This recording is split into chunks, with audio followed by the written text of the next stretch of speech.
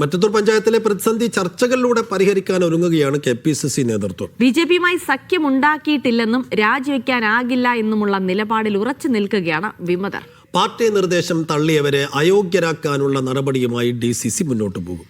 ഇതിനിടെ DCCയെ വെല്ലുവിളിച്ച് വിമത നേതാക്കൾ ശബരിമല സ്വർണ്ണക്കൊള്ള വിഷയത്തിൽ പ്രതിഷേധ പ്രകടനവും നടത്തി.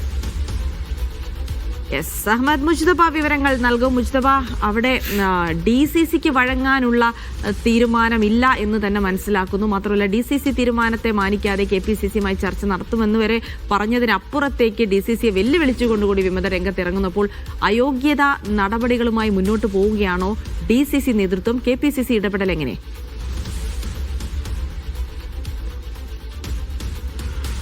ഇതിനകത്തൊരു പ്രധാനപ്പെട്ട ഒരു പ്രശ്നം നേതൃത്വത്തിന് വഴങ്ങുന്നില്ല എന്നതുൾപ്പെടെയുള്ള കാര്യങ്ങളാണ് DCC ആരോപിക്കുന്നത്. പ്രത്യേകിച്ച് ചന്ദ്രൻ ഉൾപ്പെടെയുള്ള ആളുകൾ DCCയുടെ തീരുമാനത്തെ വെല്ലുവിളിക്കുകയും DCC തീരുമാനിക്കേണ്ടതില്ല, പകരം ഞങ്ങൾ KPCCയുമായി ചർച്ച നടത്താം എന്നൊരു നിലപാട് സ്വീകരിക്കുകയും ചെയ്യുന്നു. സമാന്തര ഇടപെടലുമായി KPCC, നമുക്കറിയാം, റോജി M. ജോണുമായി ചില നേതാക്കൾ കൂടിക്കാഴ്ച നടത്തുന്ന ദൃശ്യങ്ങളൊക്കെ പുറത്തു വന്നതാണ്.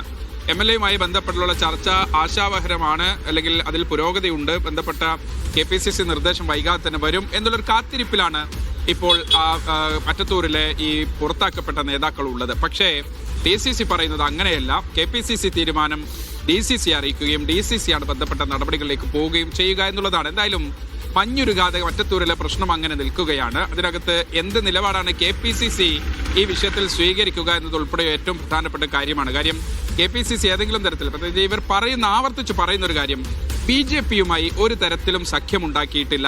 ഒരു സ്വതന്ത്ര സ്ഥാനാർത്ഥിക്ക് ഞങ്ങളും പിന്തുണ പ്രഖ്യാപിച്ചു, BJPയിലെ ആളുകളും പിന്തുണ പ്രഖ്യാപിച്ചു, CPM ഭരണത്തിന് പുറത്തുപോയി. അതല്ലാതെ രാജിവെച്ച് ഞങ്ങൾ ഒരിക്കലും NDAയിൽ പോയിട്ടില്ല എന്നാണ് റോജി M. ജോണുമായി ബന്ധപ്പെട്ട് നടത്തിയ ചർച്ചയിലും അതോടൊപ്പം തന്നെ KPCCക്ക് നൽകിയ വിശദീകരണം. അതുകൊണ്ട് ജില്ലാ നേതൃത്വം ഇപ്പോൾ നൽകിയിരിക്കുന്ന പുറത്താക്കൽ ഉത്തരവിന് അംഗീകരിക്കുന്നില്ല എന്നതുൾപ്പെടെയാണ്. ഇനി പ്രധാനപ്പെട്ട ഒരു കാര്യം, KPCCയുമായി ചർച്ച നടത്തിക്കൊണ്ടിരിക്കെ DCC അത് മറികടന്നുകൊണ്ട് ഏതെങ്കിലും നടപടികളിലേക്ക് പോകുമോ എന്നതും ഏറ്റവും പ്രധാനപ്പെട്ട കാര്യമാണ്. ജിൽസി, സൈഫുദ്ദീൻ.